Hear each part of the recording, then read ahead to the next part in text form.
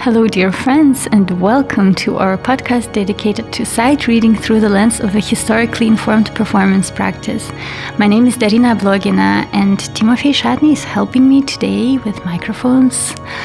And today it's a really warm evening in Basel. It's incredible, plus 35 degrees, I think. That's why I also wanted to express my admiration to the guest that is sitting in front of me. Could you please introduce yourself? Yeah, hi, I'm Roberto Maqueda. I'm a Basler-based performer, musician, artist. I don't know sometimes how to define myself. And yeah, I can corroborate that it's really warm here in Basel today. Thank you for the invitation, Malia. Thanks for joining our conversation. And I know you, Roberto, because once we played in a project here at school, and it was really interesting for me because at that period I already kind of switched from the modern flute to the historical flutes and to the Schola Cantorum, and it was kind of refreshing to again be among contemporary musicians and to breathe in this nice air of freedom. And could you tell about yourself a little bit more, what you actually do and about your activities, your projects? And also you said that you are a performer. And could you tell a bit about this side of your profession and your activity? Because I know you as a percussion player. Yeah, I will try to remember everything. About myself, so I came here like 10 years ago already to this beautiful city, to Basel. Mainly moved by the fact of studying with Christian Diersen, who is a percussion teacher here at the Musikakademie in Basel, because he's like really well known for contemporary repertoire in general. And yeah, I spent, 7-8 years here at this institution. And through the process of being here and a student, I was probably shifting a bit myself from the contemporary percussion repertoire towards something more experimental. That for me is in a way related to something you just mentioned before about freedom that you felt when you were in the project playing together. For me already that repertoire is not my freedom anymore. That was part of what you have to learn in an institution, that it has been like validated for already like many centuries on the creation of new music according to each period or time. But Basel allowed me somehow to really explore so many different stuff that in most, probably, I'm pretty sure that in most conservatories or Hochschules in Europe, it wouldn't have been so easy to place myself in different roles that are not a percussionist. I do remember that when I finished my first master's study here, in my recital I was playing a piece for cello with video. So this wasn't something common. And in many institutions, they would have say, no, I mean, you're a percussionist, you have to play percussion instruments in your concert, no? This was never the question, and I'm really happy for that because that allowed me to go beyond the borders of what percussion is considered or could be considered. And all that movement through 10 years of life, position myself in the moment in a space that I don't know exactly what it is many times. The summer I'm asking myself what I'm doing, if what I'm doing is what I want to do.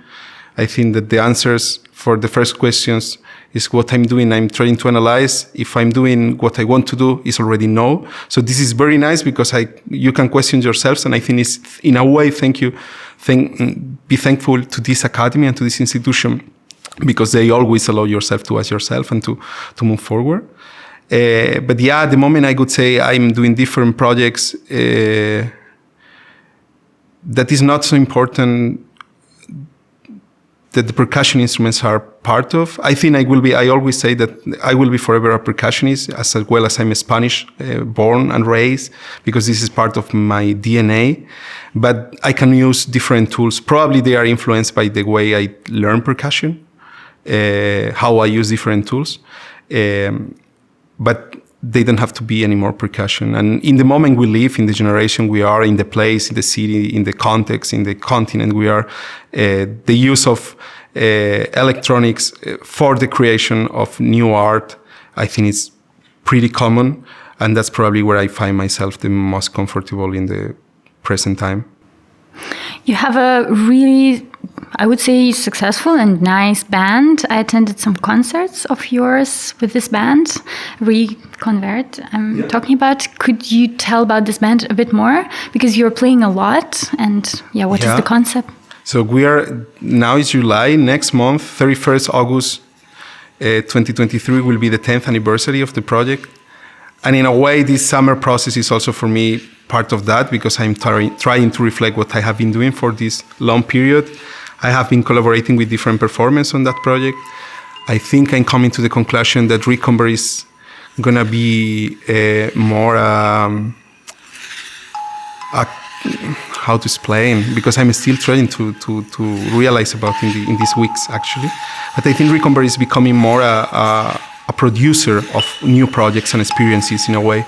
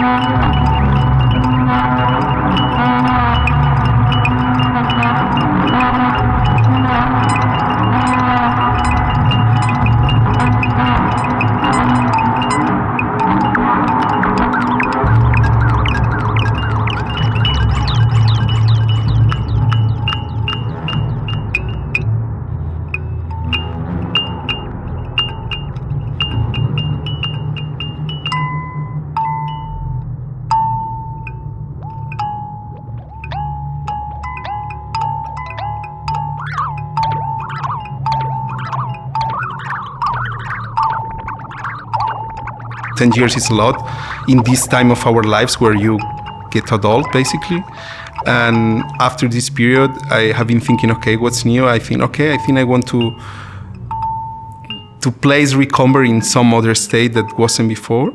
And I think it's going to be more focused on producing projects that they can be performed by reConvert too, but they don't have to be. They can be installations or different ideas that, they converge in different modes with society and with art.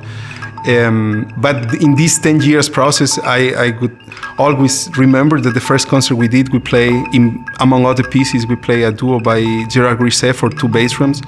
This would have never happened in any concert afterwards because it was really a process of learning with my colleagues. I'm really thankful to the different people that has passed by reConvert in this 10 years time, because I have learned a lot from them. And we were shifting from contemporary repertoire for percussion duo towards something that is much more unconcrete and that I like much more because it doesn't have so many tags itself. And at the moment, I think a big part of the work is collaboration with different artists, that they don't have to be sound artists or musicians. For our 10th anniversary, we will be doing here in Basel as part of the Kunsttage Basel. We are going to be doing a project that we started a few years ago in COVID. And I think it's one of the best projects we ever did. It's called Where Do We Go From Here? And it came in a moment in the middle of the pandemic where a festival in Zurich, In and Out Festival, they asked us to do like, okay, you want to be part of this online festival we are doing during COVID, you can stream a concert, record a concert. And we had already at that time recorded so many streaming concerts with the same program a few times that it was like, no way. I mean, makes no sense. I can send you the same video, but this is stupid already. So we thought, okay, can we do something else for the audience that the setting, we know the setting is I'm somewhere else, there is a video transmission and you are somewhere else, probably at your place with your computer. And I realized through the pass of COVID that I was getting less and less and less attention on online concerts because at the beginning was something new, but after a while it wasn't new anymore.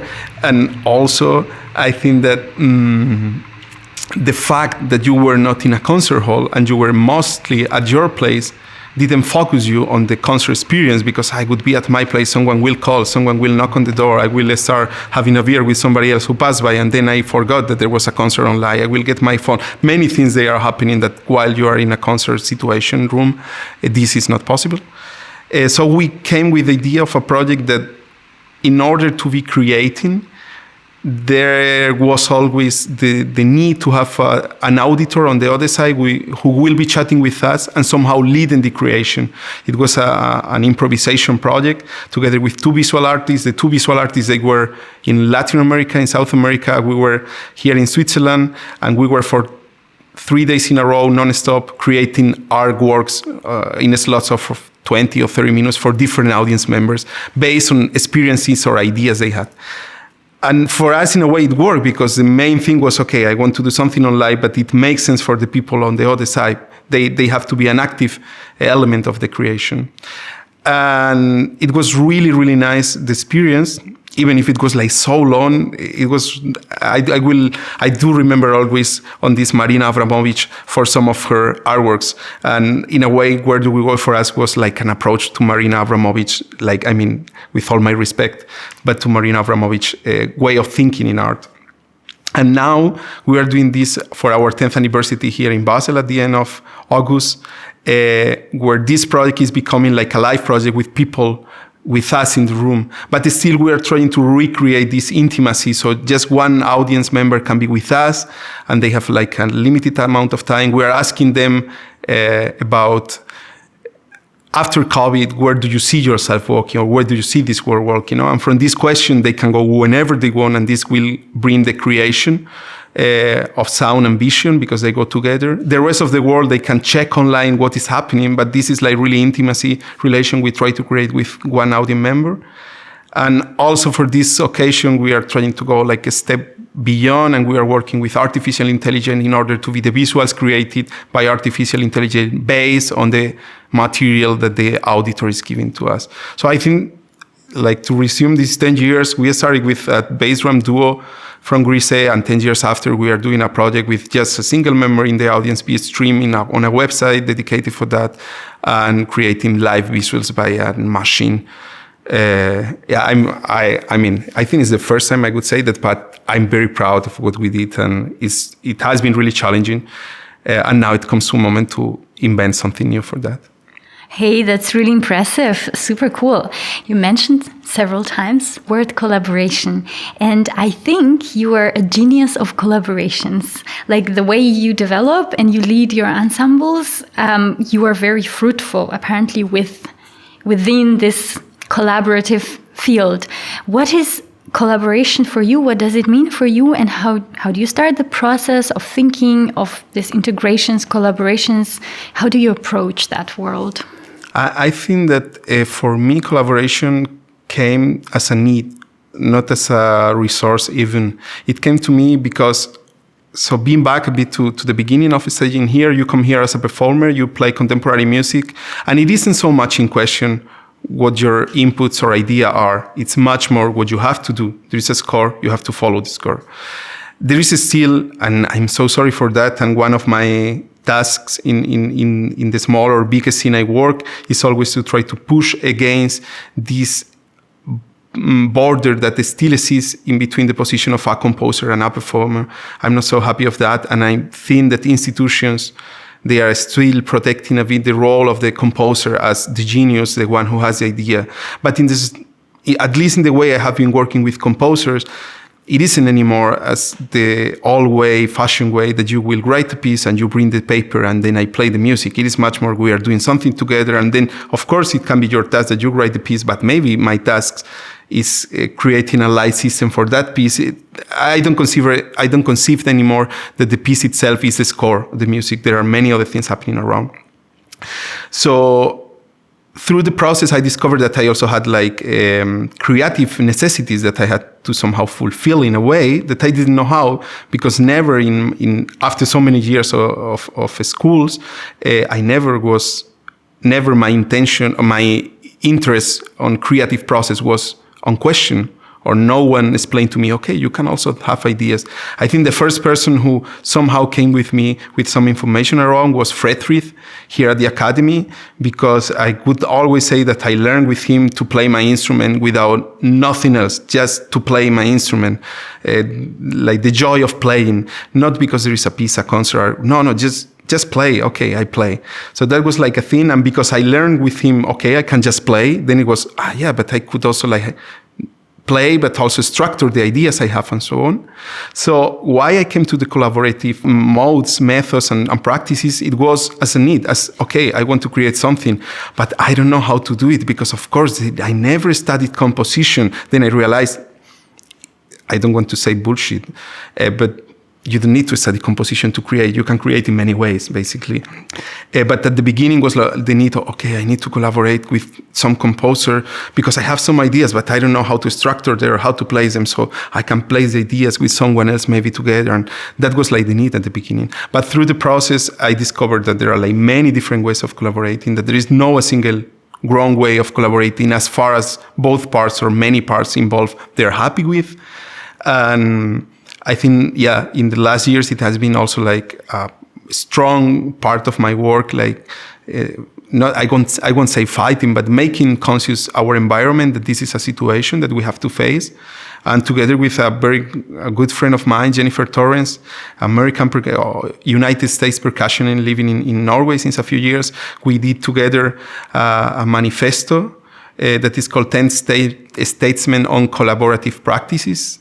And we create a website that everyone can check, is 10statesmen.com, where you can check our manifesto, but also different works by different artists that we ask them, okay, you want to create something based on the manifesto, and they came with very nice ideas on video, audio, text, different experiences that they wanted to share. And this is something that we will keep moving forward with that, because we consider it's very important. First of all, making students conscious about that situation and possibility. It doesn't mean that everyone has to be interested on creating. There are many people that they feel like completely fulfilling life while performing music by others, and that's lovely.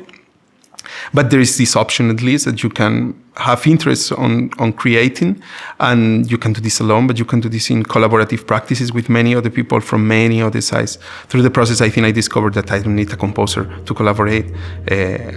If I want to collaborate, I can collaborate with whoever. Even I have been collaborating with engineers afterwards, because I discovered that many times in the process of creating things that I'm part of, there's like engineer eye that is needed.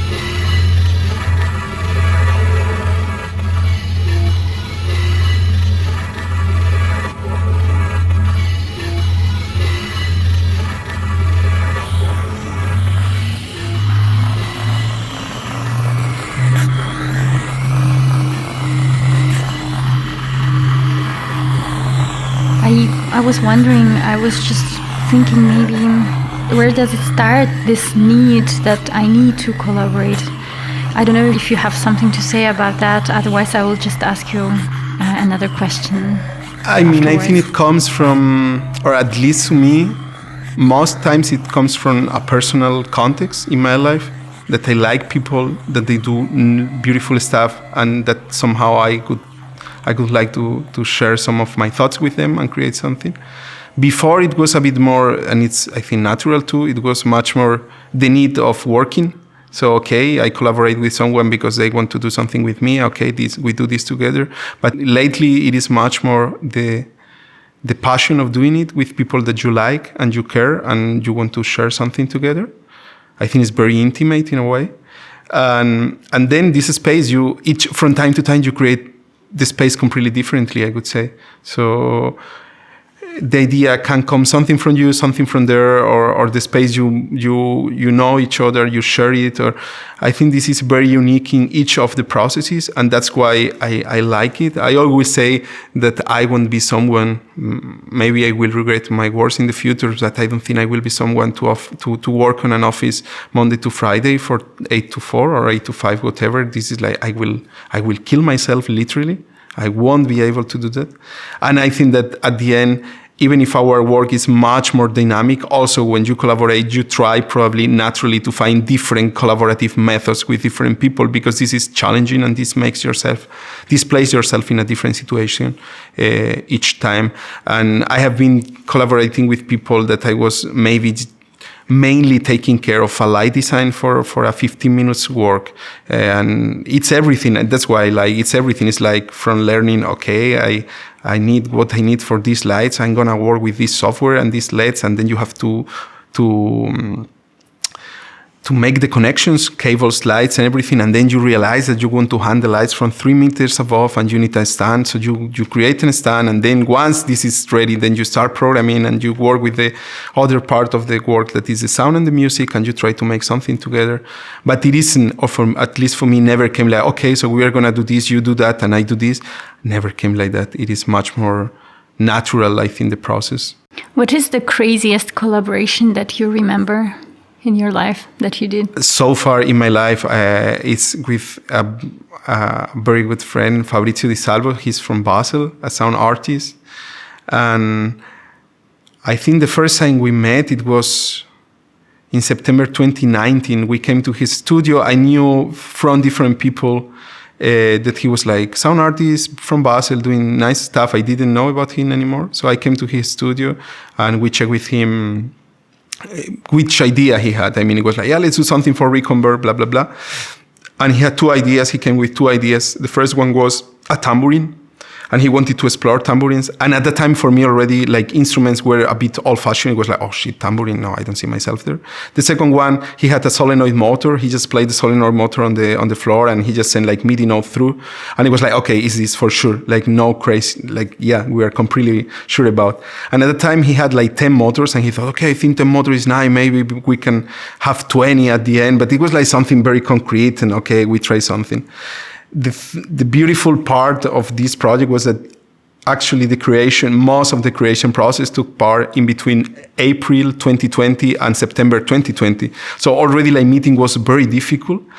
And from 10 motors, we came to the final version with 48 motors, 2 huge circles with people in between the 2 circles. So what you have is almost 40, or not almost, you have 48 sound information points around you that they are moving very fast. So it's like if you try to recreate somehow a 3D sound system, but purely analog. There is no a single microphone and there is no a single speaker. And for reConvert, this was like really, I always say that this is like the artistic manifesto of reConvert is this piece, extension, by far. Because in all the concerts, among this one, we will have always speakers and microphones. It's really a part of our thing. We do electronic, not mainly, but yeah.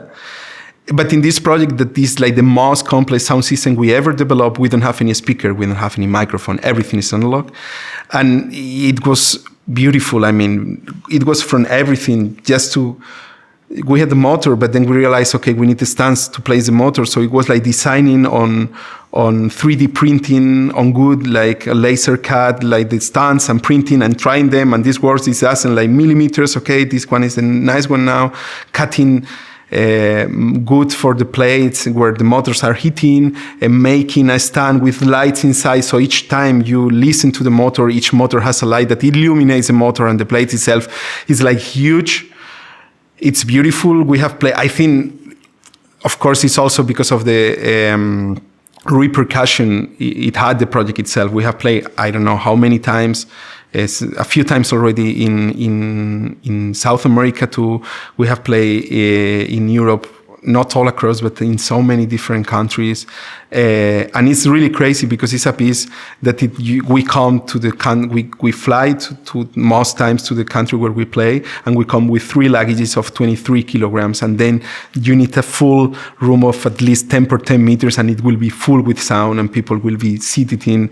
And yeah, it's really lovely, and it has so many layers that it still is in development process. For next year, we are doing an installative version of the piece where people will be walking in the room, and there will be sensor recognizing the positions and creating live a sort of musical material for them. So you don't have us there in the space. Maybe if you have a video of this performance, we could give a link in the description. Yeah, that would be cool to see. I'm wondering, you are so incredibly productive, and also now I've heard that you are starting a new festival in Basel. And could you tell about this festival a little bit more? It's a very exciting news. So I had the idea since long to do a festival in Basel. I think since the moment I realized Basel is my home, it was like, okay, I'm doing many things here and there, but I would like to have a stronger connection here to the city. And since already since 2020, I think, or 2021, I'm doing the artistic co-direction of a festival in Uruguay for experimental arts in general. So after the second edition, it happened there like in March this year, in 2023. The vibe with the city, the audience, the new generations that they came to the festival, it was like really impressive for me. And still by today, I share many times the thoughts with my co-partner there in the direction that we don't believe many of the things they happen during the festival there. No, so many young people coming to experimental electronic musical festival that was like really lovely. The mix of this year, for example, we had like a Basel-based artist who is Andreas Eduardo Frank, and he was playing live analog synthesizer together with a trio of candombe. Candombe is like traditional drumming coming from Africa through immigration to Latin America.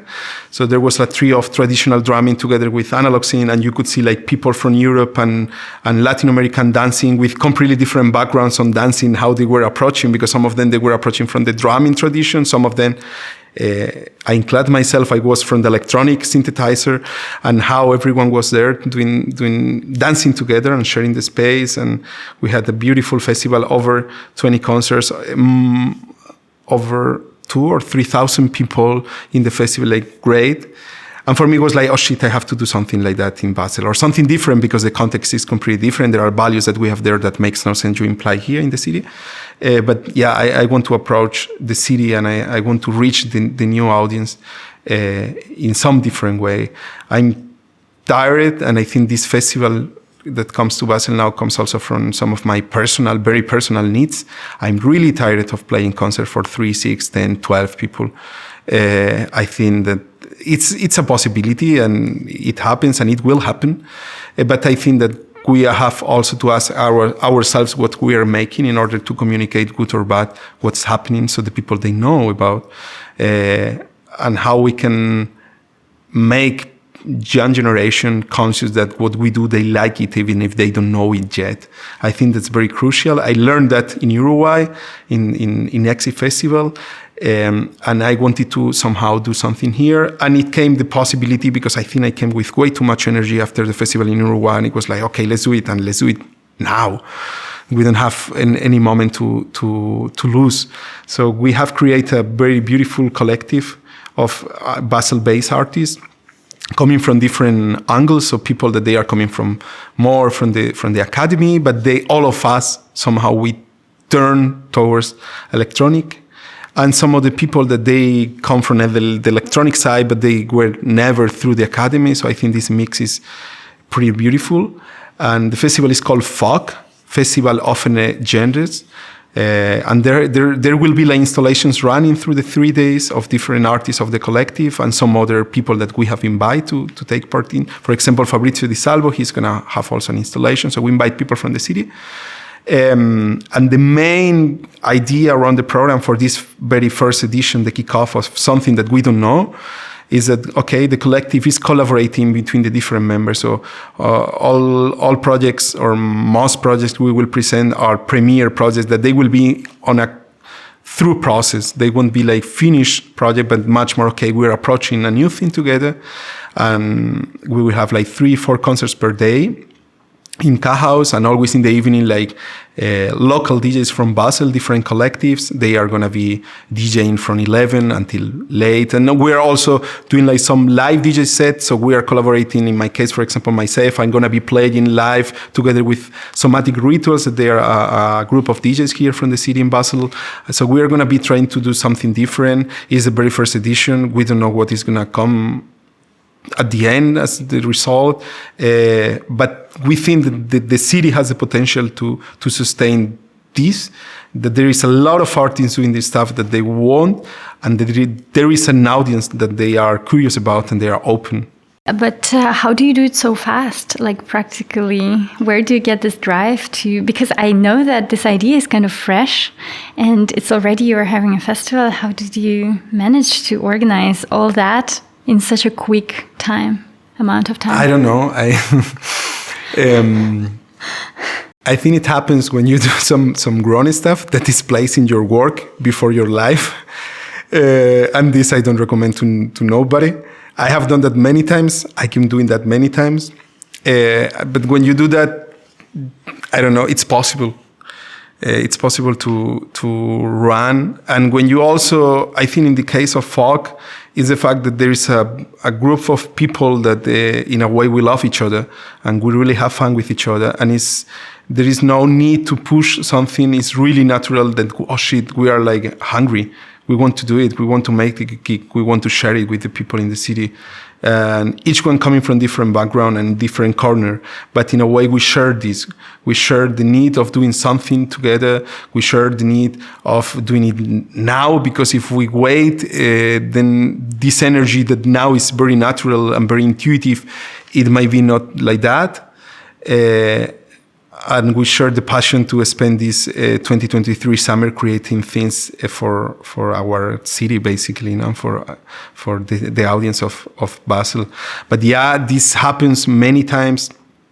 Why so fast? Yeah, many times happens when you don't ask yourself how much what you are doing, if you want to do. That this comes to the beginning of our talk.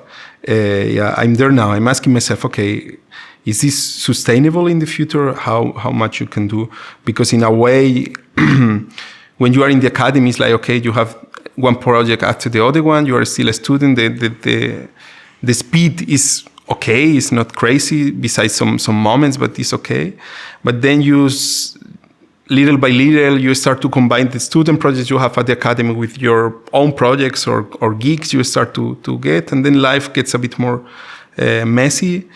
Then once you end up, you finish being a student, and this amount of work you had is like you try to keep it, because in a way I think in our mind, or at least on my mind, was like, oh shit, I have to keep running. If I don't run, if I stop, I will lose. And this isn't true. I mean, this isn't true at all. This is just patterns that we learn through the process. So it is possible to do it in short time. Yeah, it is a lot of compromise you have to do, but also, it's nice that, at least in my case, I stop now, and for next season, I said like, okay, I need much less projects because I need time. I need time to think. I need time to think on what I'm doing.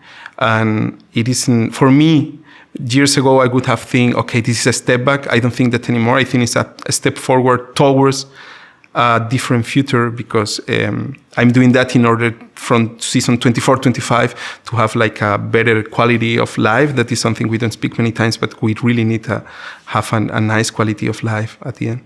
But it's not related that you have many concerts and the quality of life. It is related many times. When you, In what way? I mean, it is related. It is related the fact that you have less quality of life when you have more concerts. Yeah. That Okay. if that's a relation, so it's important to find a good balance in between what you want to do, what you can do, and that still you have time to enjoy and to get bored. I'm trying this summer to learn how to get bored, because I don't know. It's very hard for me, because it's like you are always doing stuff and you don't stop yourself.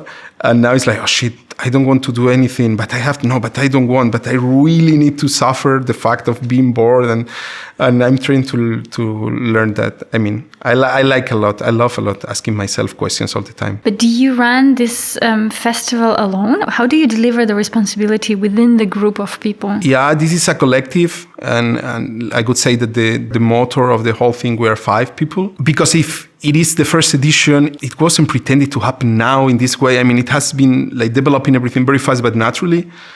All these tasks, we are defining them a bit. Okay, well, how we do this or that for this occasion. No? But being honest, I think, at least from my perspective, the possibility to do it now in short time is because I'm doing another one in Uruguay since a few years. And there the festival is much bigger. We had this last edition, we had a team of 40 people working for the festival. And then you really learn. I mean, there is no other way. When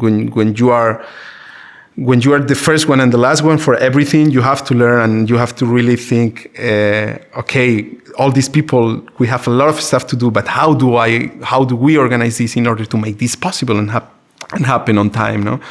So I think the background I got there in Uruguay through this year, it helps me a lot at the moment to face something much smaller, much smaller scale in the city of Basel, that actually is much more easy to do it anyway, because there are resources, and now it's different. You know, in Latin America, many times you have to fight for things that fortunate here in Switzerland you don't have to fight. They have like many of the beautiful stuff. I always say that in Latin America, in South America, a no is not ever a no, and a yes is not never a yes. So it's like something fluid that it can change through the time, but. So short example would be in Basel. If tomorrow is a concert and the venue has canceled because of whatever, the concert is canceled tomorrow. There is no way in 24 hours you will solve everything. And this thing in South America that I love and I learn from them is that they can cancel. In the last edition of the festival, there was like general strike in the country. In one day in the middle of the festival, they announced this like 2-3 days before. And this meant that 5 concerts in a day, they were canceled. So we had to find alternatives, and we found alternatives for everything. That's the beauty of South America, I would say, that it's much more fluid how things happen. And you mentioned before that you are doing so many things, or like you were maybe doing so many things also during your studies because you were afraid to miss something. And where does it come from, this drive and necessity, and almost like this energetic anxiety, I would even say? Yeah, because I think in a way we're, at least how I was taught mainly at the beginning of my studies, is the competitive way and the competition. First of all, the system is based on a note that is necessary for studies. I get the point, but it's based on note, and it's based on who did more than the other one. I do remember that when I was studying in my city, so undergraduate until 18 years, at the beginning of the year you will get like a program of pieces you have to play to pass the year. Already the program was crazy and never was adapted to each student, because it was like something, okay, you are in which year? In 5th year, okay, you have to play this, a huge list of stuff. Your note, your mark, you will get it at the end of the year according to how much of this repertoire you were able to play at the end of the year. It wasn't so much about the quality or about the process or about what you learned. It was much more about how much. But the thing is, and still for me today is really crazy, the thing is that the system, at least in this conservatoire or at that time, when you finish imagine that you play the 60% of the repertoire, you get a 6 out of 10. But then through the summer, you have to still play the rest of the repertoire you didn't play. So when you start the year, you start from 0. You are covered. So it was really a non-stop system. First, because you have to do as much as you can in order to have the better mark possible. And second, because when the summer comes, you have to do the stuff that you couldn't do on time. That's why you got a 6, 7, or 8. But okay, that was the system, no? And then you start in music somehow, some teachers, they guide you through competitions because they have some positive aspects for sure. But the system I'm not so sure about. And they drive you there and you start like doing competition. So of course there is a competitive aspect on that. And then when you start doing projects, it is like, oh shit, they called me for this, but they didn't call me for that, and they called the other guy for that. It is much more about how much you can do altogether. It doesn't matter if you like it, you don't like it, no? And after a few years, I realized, okay, I'm not someone to play gigs. I don't like gigs so much. I like to do music that I care for and that I'm part of. So I start like living on a side project where my voice artistically is not present. It's okay. It doesn't have to be like that for everyone. But in the last time, okay, I came to the point where my voice is present. But do I want to have so many voices all the time, or do I want to focus on have a bit less voices, but more focus and have the chance to collaborate with people that I enjoy more the time I share with, no? And for example, I mentioned before this project with Fabrizio Di Salvo with Extension. We did this project together 3-4 years ago. Since then it was like a lot, okay, we have to do something. Yeah, you know, maybe, yeah, next season, like always difficult. And a few months ago, he wrote me like, okay, I have an idea. We had like a talk with people a day. And the day after, I got an email by him, okay, after our talk yesterday, I had an idea. I want to really do something. So let's plan even for 2-3 years. And it came to me in the moment that I said, okay, I want to stop next year. I just want to do things I really love to do. And he was like, no, Fabrizio, we can do it like in 8 months. How? But your season? No, it's I left a space to do the things I love. And he was like, oh, really? So this is really nice. And if I don't have to do like 10 new projects each season, I prefer to do 3 good ones that I can play 100 times each of them. Because this is also something, at least from my perspective, a problem of the institution and the new music scene is we create all the time new things that they are just played once, 2, and then it's over. And then you create something new again all the time. And I love the music I listen the most, that it could be like rock, electronic, pop, all this stuff out of the academy. When I come to see one of the artists I know, I want them to play for me for the 11th time in my life, live, the same song. I already listened to them many times. And I try to learn a bit from that, from the non-academic scene, the possibility to repeat, because on the repetition, you find really beautiful stuff. So it's the idea of sustainability also that goes along so well with our reality. Thank you so much, Roberto. Thanks for this great conversation. Thanks to you. Thank you, and thank you, team, for your support. See you guys. Follow Roberto and his great group and his festival. Check it out, and see you very soon. Bye-bye.